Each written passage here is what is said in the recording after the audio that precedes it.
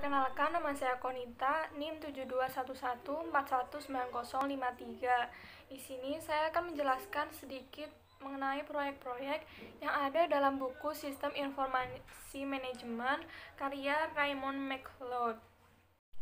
Sistem operasi. Sistem operasi adalah perangkat lunak sistem yang bertugas untuk melakukan kontrol dan memanajemen perangkat keras serta operasi-operasi dasar sistem, termasuk menjalankan perangkat lunak, aplikasi seperti program-program pengelola kata dan perambaan web. Sistem operasi dianggap sebagai program komputer yang dapat menjalankan program lain dalam komputer tersebut. Contoh sistem operasi yaitu Microsoft Windows. Sistem operasi yang paling populer untuk mikrokomputer.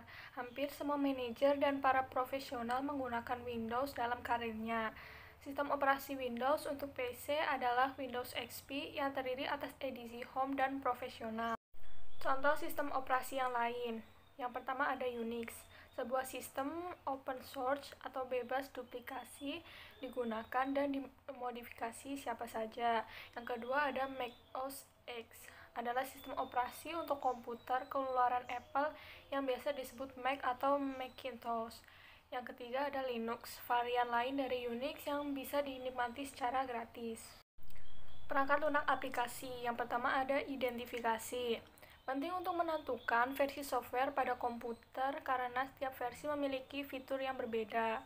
Untuk menentukan versi bisa dengan cara help, kemudian klik about Microsoft Word.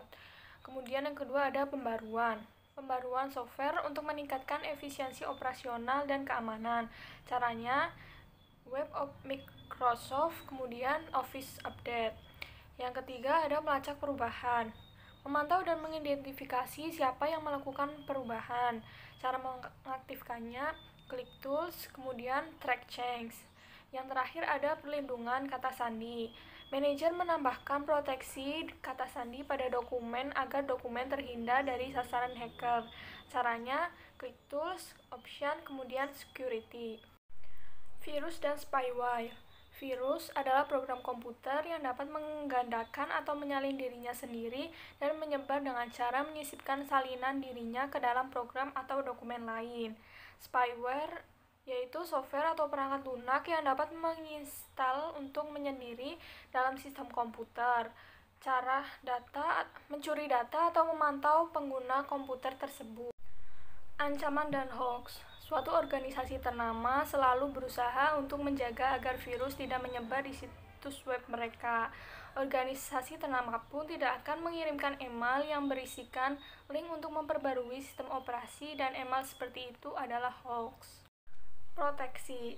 Terdapat dua macam proteksi. Yang pertama ada proteksi komersial, contohnya Norton dan Microsoft Edge. Merupakan vendor software antivirus dan spyware yang digunakan secara luas namun membutuhkan pembiayaan terbatas. Yang kedua, proteksi gratis. Contoh, Gsoft dan Spybot menawarkan aplikasi antivirus dan spyware komersial maupun gratis. Gsoft menyediakan software AVG secara gratis dan web Lavasoft menyediakan anti-spyware gratis. Email. Implikasi di tempat kerja. Email yang telah dikirim akan tersimpan dalam suatu tempat. Untuk sampai ke penerima, email melewati banyak server, dan tiap server memiliki cadangannya. Ketika email dihapus, dia tidak benar-benar hilang, tapi tersimpan dalam folder terhapus. Etika email di tempat kerja. Kita harus berhati-hati menggunakan fitur email reply all. Ketika kita memilih reply all, pengirim, semua penerima, dan penerima salinan tembusan akan menerima pesan salinan tersebut. Kemudian yang terakhir, akun email pribadi. Pesan email pribadi yang dikirimkan melalui komputer milik suatu organisasi akan tetap diawasi oleh organisasi tersebut, karena mereka berhak mengawasi atas penggunaan sumber dayanya. Proyek 2 yaitu proyek web atau HTML menggunakan Microsoft Front Page. Yang pertama ada membuat dokumen front page. Ini adalah tampilan utama Microsoft Front Page 2013. Setelah muncul tampilan Microsoft Front Page, ketik University Pisa sebagai judul dengan ukuran font 18 dan tata letak center. Kemudian ketik location, enter, pilih menu bullets, kemudian ketik computer parking lot, recreation center, 101 North Main Street.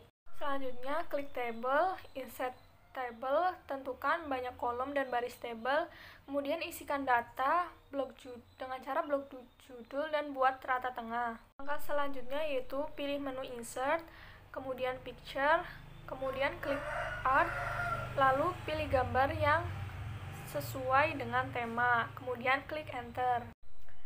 Langkah selanjutnya yaitu klik enter, kemudian pilih menu insert, kemudian pilih hyperlink, kemudian pilih email address, lalu isi teks to display dengan kontak us, email address dengan efrianti56@yahoo.com, kemudian subject dengan University Pisa, kemudian pilih OK. Langkah selanjutnya, tempatkan kursor pada depan huruf U pada kata Universitas Pisa, kemudian pilih menu insert, lalu bookmark. Setelahnya, isi bookmark name dengan beginning, kemudian klik OK. Langkah selanjutnya yaitu pilih menu insert, kemudian hyperlink, kemudian pilih place in the document, kemudian isi text to display dengan link to my school, lalu klik OK. Langkah terakhir yaitu pilih menu insert, kemudian hyperlink, kemudian pilih place in the document dan isi text to display dengan go to top of page.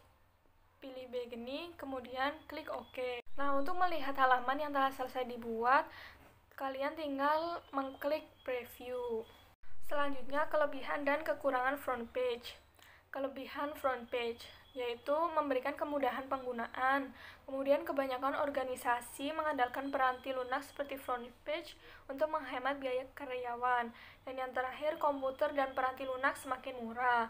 Adapun kekurangan front page yaitu yang pertama, harus membuat berbagai asumsi dan default untuk membuat sebuah halaman web.